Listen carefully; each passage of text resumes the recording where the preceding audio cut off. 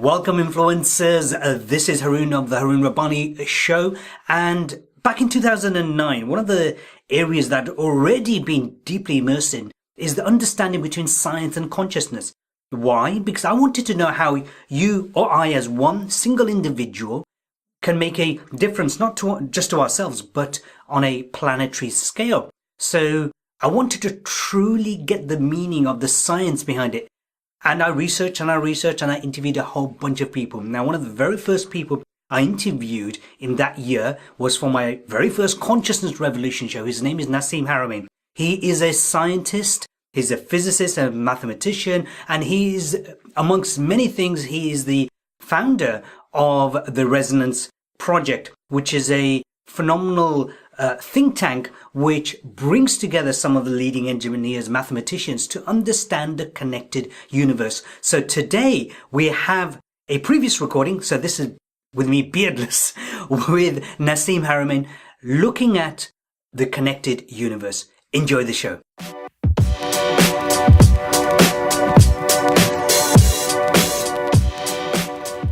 Thank you for joining us. Oh, my pleasure. Okay. It's great to be a premiere again. Brilliant, excellent. So I've got a whole bunch of questions to ask, but right now, as we speak, we've had a major tragedy in Europe, and the tragedy is the Parisian bombing. People have been left totally feeling disenfranchised. A lot of people are upset, clearly. A lot of people are fearful, and a lot of people are feeling totally disconnected. How does this, what's wrong with the human condition? What's going on with the human condition that these things happen from a physicist's point of view? Well, I think it's a humanistic point of view more than a physicist point of view. I mean, from the physics point of view, I think there's a lack of awareness of the underlying connectivity that, it's like people have a hard time unifying. And if they could just kind of expand their mind instead of their family and maybe a little bit of their neighborhood being their reality, to being the Earth or the solar system or even the galaxy.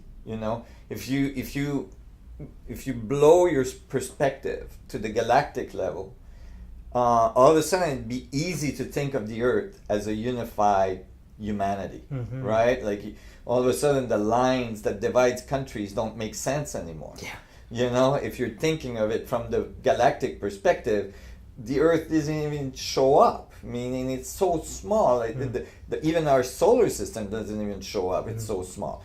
And so, to think of that being divided is ridiculous. Yeah. And so I think, getting that perspective is so critical to our evolution at this point, to get past the differences and see the commonality in our journey together. Absolutely. So I don't want to go too deep into that because this is a conversation we can go on for hours and hours, and whys and the wherefores. But the bottom line is we are all connected. We'll talk a bit more about the whole connection thing. So most people that I'm aware of, when they were at school, they hated physics and maths and sciences. I know why. I actually loved it, but I know why I hated physics. There's nothing to do with physics because I had a crap teacher. So in your view, how should physics, maths, sciences, how should they be taught? Perhaps in the future, if at least not now, but perhaps in the future. I think that it would really be good if physicists were brought to experience the physics that they're learning a little more, be in nature more, be out there in nature, experiencing it, going canoeing on the lake and checking out the fluid dynamics every time you put the pedal in, and how much thrust are you able to produce from the paddle, and all this stuff would be, kids would be excited to learn physics. Yep. If it was taught that way, if it was taught in direct relations to nature. But if they're sitting in a classroom and they're solving all these equations, they don't really know why, and why does it matter in their life. It's really hard to get excited about physics. And then there's other difficulties that emerge. Like it's incredible when you look at the statistics of dropouts in the physics programs in the first years of university. It's like extremely high. And I think that part of it is that it's counterintuitive, and it's counterintuitive the way it is right now, because and that's my belief, it's largely incorrect. Meaning it's incomplete.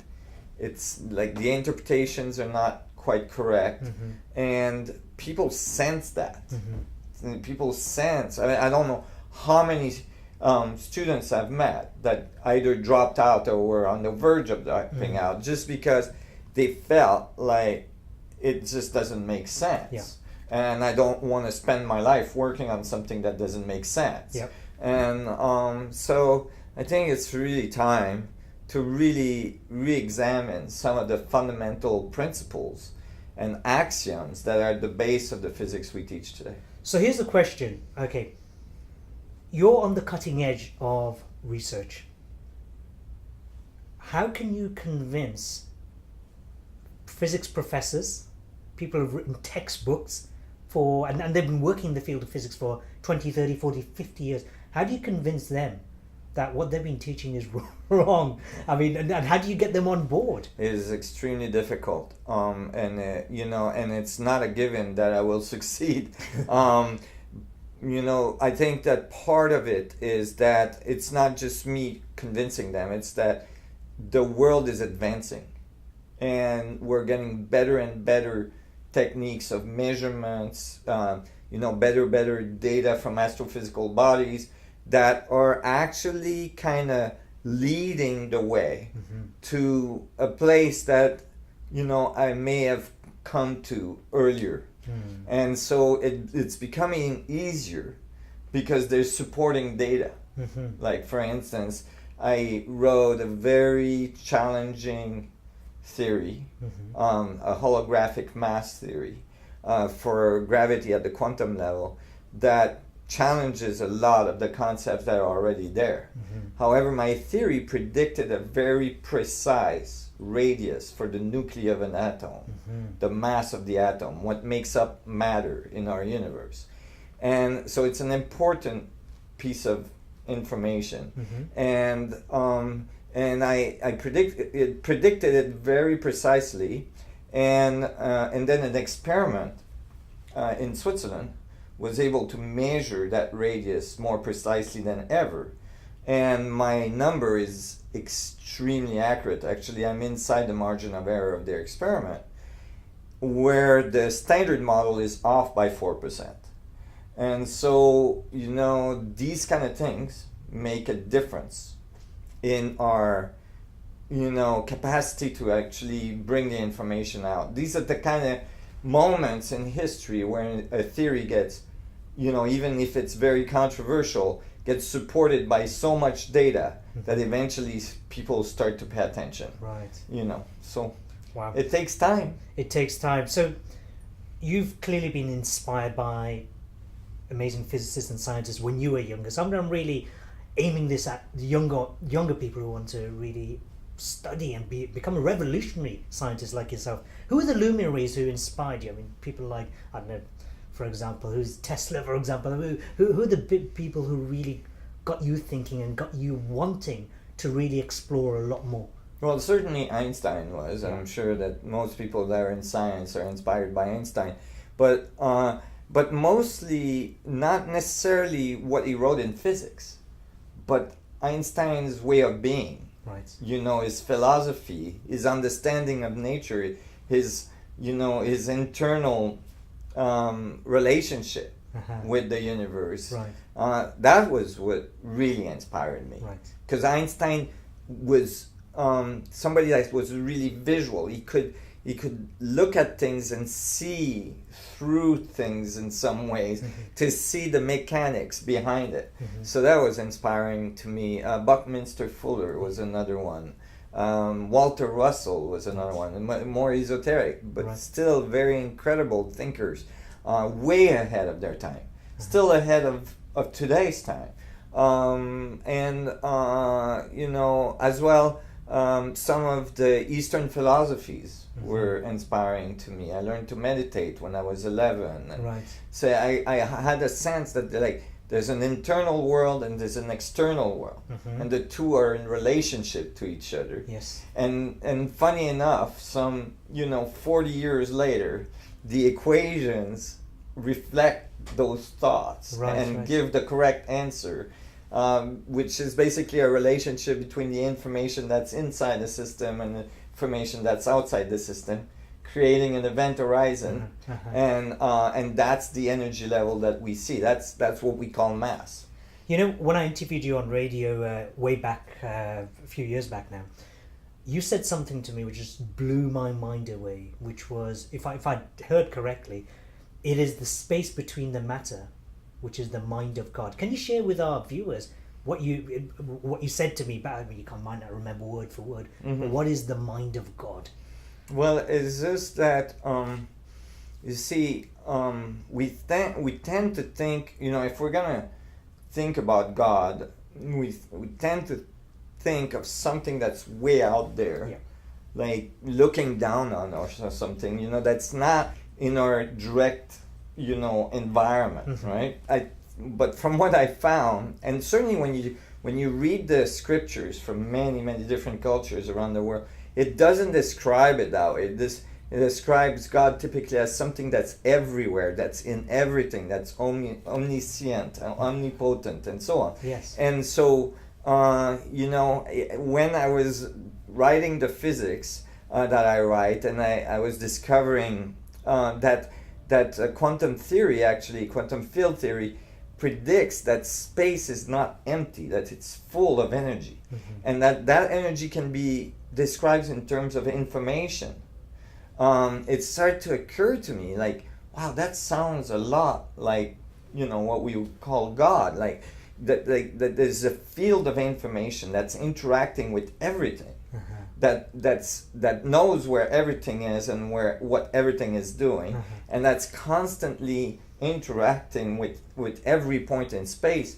I start to realize, wait a minute, maybe the material world is a consequence of the energy in the space, and instead of the space being defined by matter, it's space that defines matter. So what I'm hearing, maybe it's my subjective view here, is, so what you're saying is it's the space that defines the matter. So does that mean that when you have clarity of space, then you have clarity of matter? Yeah, you could say that when the space is highly structured, yes, and very energetic, there's a lot of information in it, then matter is probably highly coherent and very energetic. So then you start to think, and that's a really good thought, that you can start engineering the space and to create effects that, like gravitational effects or energy effects, that could totally transform your civilization. And it's just a change of, you see, because when you look at matter, we tend to think matter is so dense and is so kind of, you can't penetrate it, and it's very difficult to imagine that space is making that stuff. But when you actually look at the stuff that we call matter, it's made out of 99.9999999% space. So this matter world, this material world, is only 0.00001% of something, and that something is just a little electromagnetic fluctuation that makes it so that this electromagnetic fluctuation and this electromagnetic fluctuation are bouncing against each other, and so they don't penetrate each other.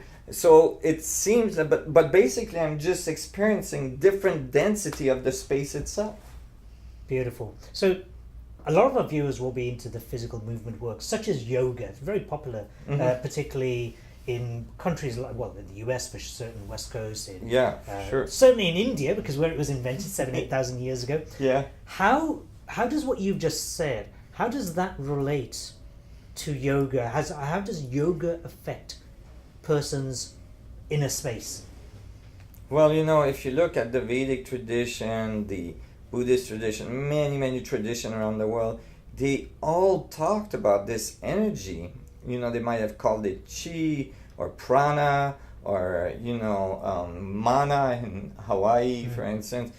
And I think that the art, the martial arts, the yogas and all this stuff is basically the art of manipulating the energy in the space, like Tai Chi and so on. So to create this coherency in the space, to increase the energy level, the vitality of, the material that's in that space, which is your body. And so, and to connect in the space of your body too, because you're made of 99.99999% space as well. That's right. And so the little 0.0001% that you call you is actually the really small part of you. And so there's that whole other part. And when, if I give it to you in physics, in density gradient, like in density, it's a huge density, meaning the energy in the space is non-trivial. It's not a little energy. It's not, because in spiritual beliefs, often it's, or at least like spiritual researchers and so on, call this kind of energy subtle energy. So that makes you think it's small and hard to detect and so on.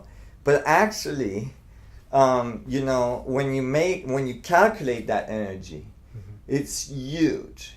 It's so big that, and it's so dense that in a centimeter cube of space, there's more energy than if I took all the stars in the universe. There's billions of stars in each galaxy. There's billions of galaxies. If I took them all and I stuck them into a centimeter cube of space, I would still be 39 orders of magnitude. I would have to add another 39 zeros to the equation to get to the density of the energy that's in the space naturally, the quantum fluctuations. Wow. Yeah, so and people say, how can that be? How can the space be full like that? I don't experience it like that. You don't feel like, it's full. Why am I not feeling it, right? Well, we're in the space right now, and there's radio waves, and there's microwave, and there's, there's infrared, and there's X-ray and all this. You don't feel it, right? But it doesn't mean it's not there. That's right. Yeah. Well, these fluctuations have wavelength. They're so teeny. They're billions of times smaller than the atoms themselves. So, of course, we don't experience them directly. And because of that, we keep thinking of space as empty. So we call it empty space. So can we harness that energy? Absolutely. Okay. The universe is doing it already. We are calling it the material world. Right. And what about us in our personal life? So a lot of people are ill and they need healing. Maybe they've got cancer or something else. How can they harness it so that they can transform their health, for example? Yeah, well, many of these techniques that are taught in ancient civilization was about harnessing that energy, harnessing the chi or the mana, and using it to heal yourself, heal others, and stay healthy. There's various techniques, but the first step is to realize that it's there. Right. That is the very first. If you don't know it's there, forget it. It's not going to happen. Right. But if you start to realize it's there, and then you start to get a sense on how it works and how you can influence it, you can do incredible things. So it's not just an observer effect, it's beyond that. It's really acknowledging its presence there. So that's right. Okay, it's a bit like it's a bit like an alcoholic. An alcoholic will remain an alcoholic until they get to the point and realize that, hey, maybe I'm an alcoholic. Then I can do something about it, right? Right. But in reverse. Exactly. Exactly. And basically, when you realize it's there, you can start to get a sense on how it works. And it's very much like fluids. It's a superfluid. The physics show that. And it has spin. It's the carrier of angular momentum, so it has spin. So, it works in vortices. And you find that in all the ancient civilization as well. They talk about the vortices, the dynamics of spirals, their symbols show spirals like the yin and yang and all this stuff. And so, healers are actually manipulating that energy and sending it in regions of the body of their patients where it's needed. And so, this is all very esoteric, but actually you can write the math for it. Right. And when you write the math for it, it gives very fundamental physics, very important fundamental physics, like gravity, like the strong force that holds the nuclei of atoms together, the mass of atoms, the radius, all very precisely. It does an excellent job precisely in predicting, the material world, telling you that the material world is literally like the sugar that settles, from the space. Wow. Hope you're getting this, by the way. You might want to rewind and just listen to it all over again about 10 times, because this is absolutely very, very powerful. So, Nassim, you're an inventor, you're a mathematician, a scientist, a physicist, a great dude to hang out with. You're all those wonderful things. What's your ultimate journey? Where are you taking all of this? A surfer, a skier. A surfer and a skier. Yeah. Well, I've not done that with you yet. So, motorbike racer these days. Okay, great. I'm sorry. So your journey as a physicist, as an inventor, where is your ultimate path taking you? What are you here for? Not for that's a really good question. I certainly feel like I've been on a mission. I've been doing this pretty well full time for 30 years. It's been a long journey, and you gotta feel like you're on the mission to do that all that time. There's been rough patches, you can imagine. Sometimes it's really hard. Sometimes it's really hard, on like your self-esteem, when you get harsh comments and all this, and I get plenty of those. I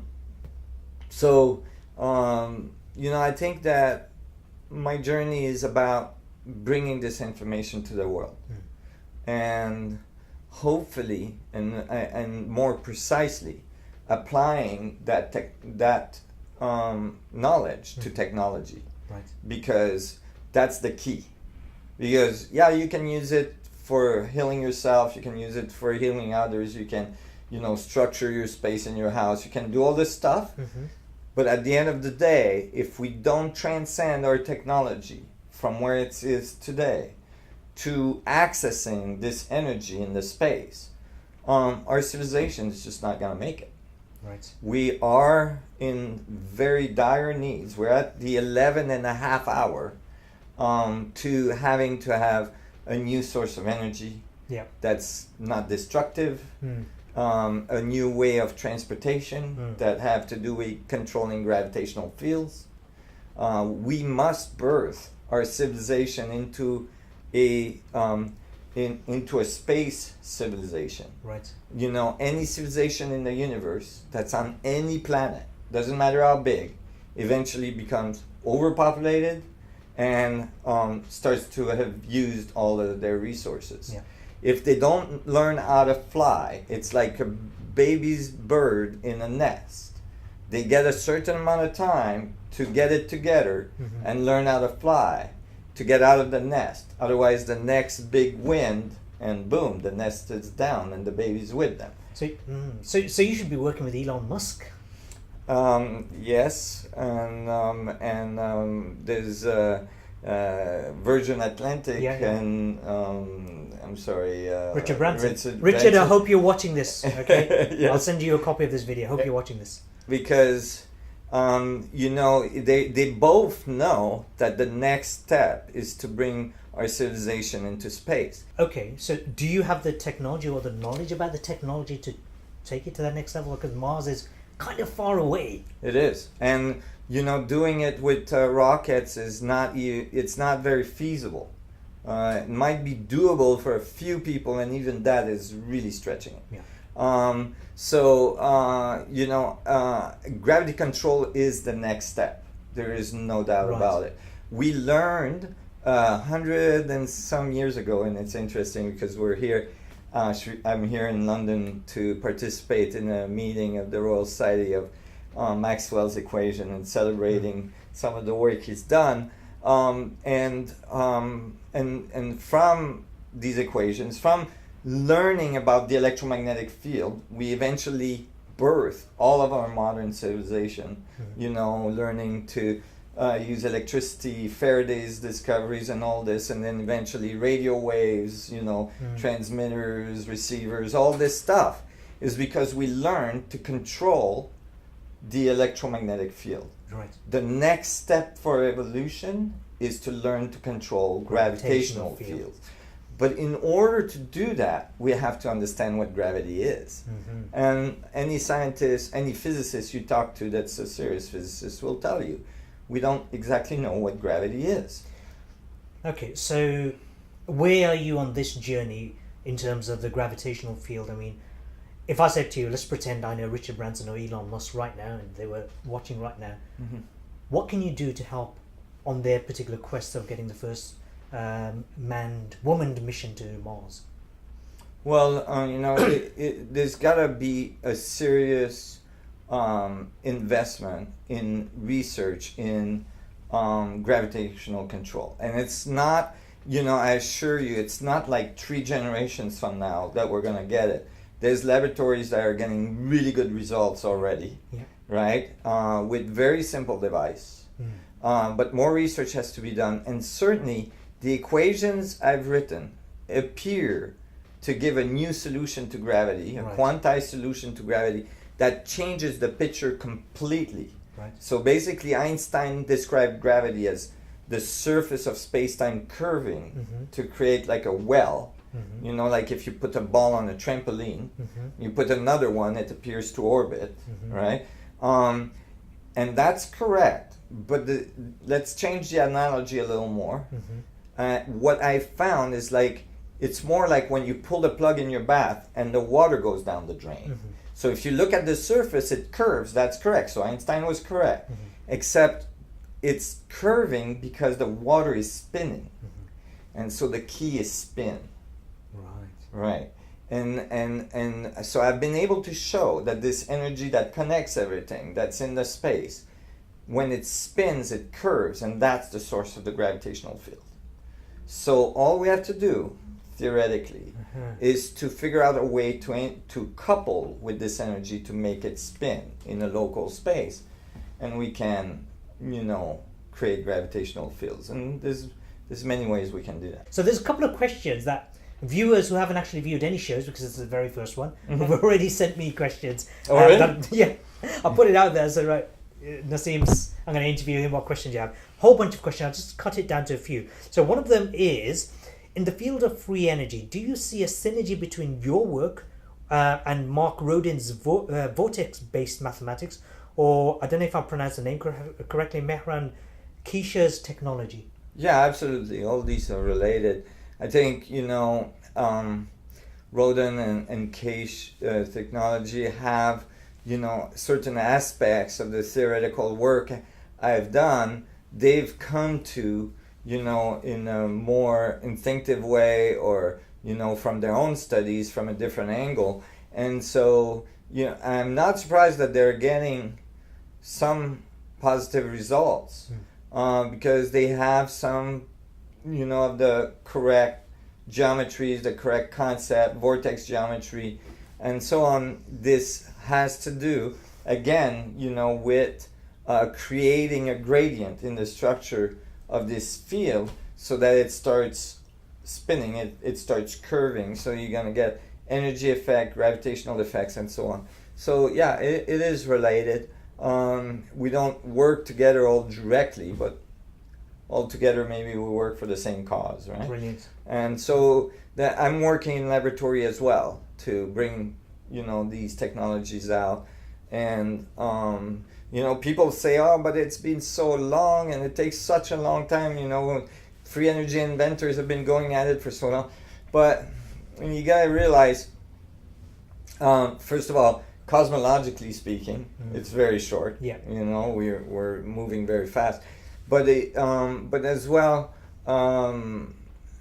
the field of these research studies is so difficult.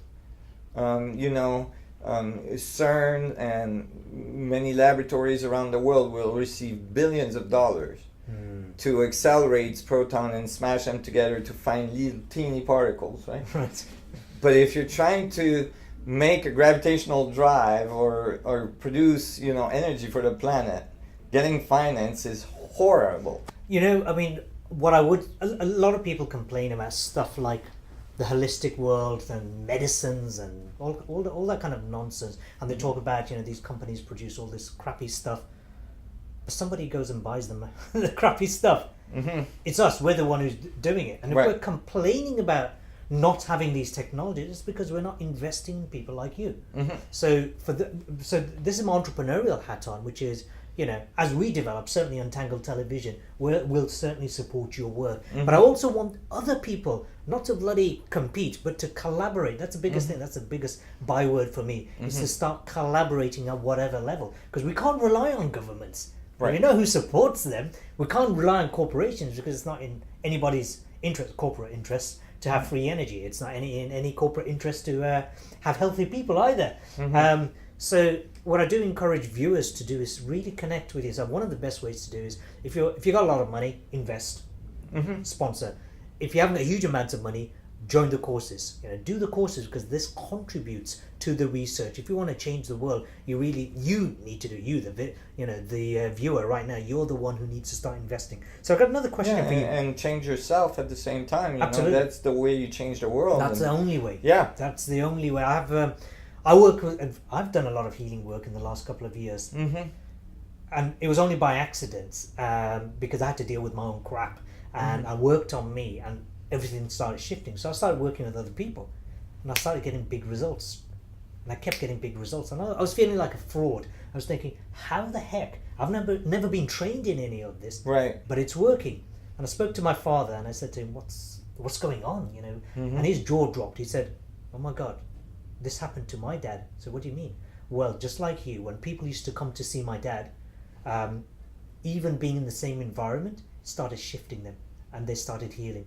I said, "What do you mean?" I said, "Well, my dad and my mom, they were Sufi mystics, and their parents before them, and their parents before them, going 600 years. So sometimes we might not understand the science, but the information is there, the ability is there. So I've been able to do that and integrate that into my own work beyond the media side. So what I'm really saying is it would be amazing for me to be able to understand the science behind what I'm doing, because not everyone's going to just pick up on the esoteric side, right? Right, sure. You know, they need the logical explanation. Yeah. Well, it's important. It's important, otherwise it's dogma and it's ungrounded. Absolutely.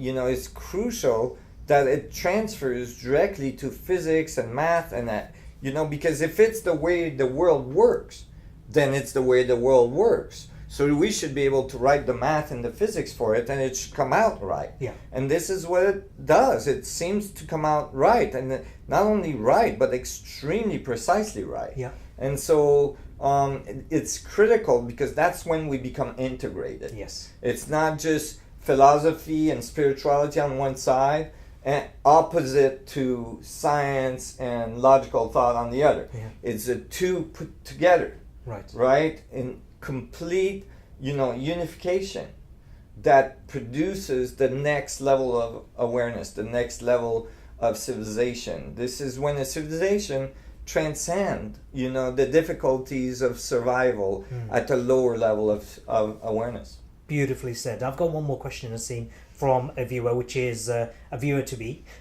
Do we have, how can I say, do we have long to wait before governments come forward in disclosure of UFO activity and communication with our intergalactic cousins, or will disclosure be relevant? In other words, will we find out for ourselves?